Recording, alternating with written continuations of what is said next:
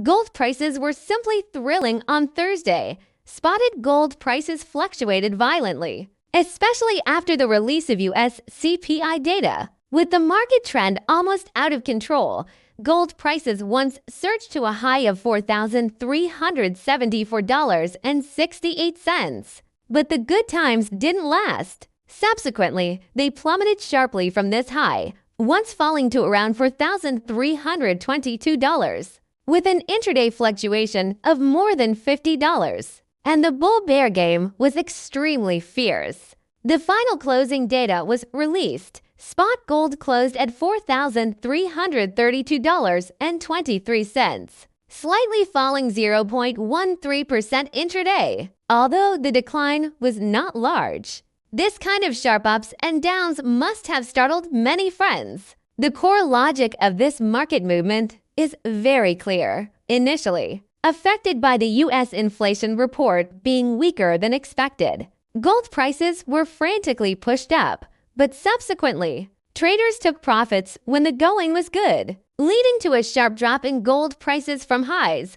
Let's break down this key CPI data. According to data from the U.S. Bureau of Labor Statistics, BLS, the U.S. CPI rose to 0.7% year-on-year in November, which was lower than September's 3.0% and also lower than the market expectation of 3.1%.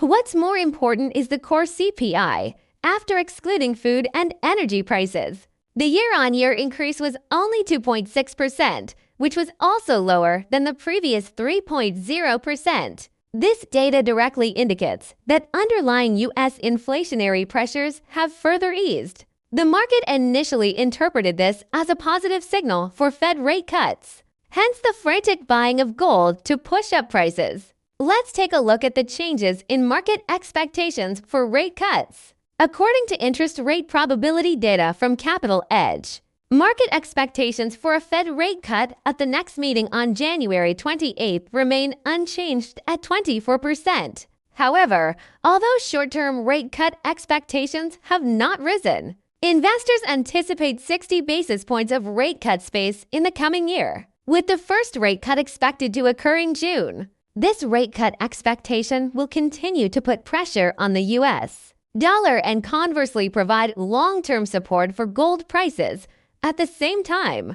According to Politico, as U.S.-Russia negotiations are set to resume in Miami this weekend, the easing of geopolitical tensions may limit the upside of gold prices. This point must be closely monitored, as investment friends know. A basic logic: gold usually performs well in a low interest rate environment and has always been regarded as a tool to hedge against inflation. Now, with easing inflation and sustained rate-cutting expectations, these two factors still serve as important support for gold prices. There's no need to panic excessively due to Thursday's sharp drop.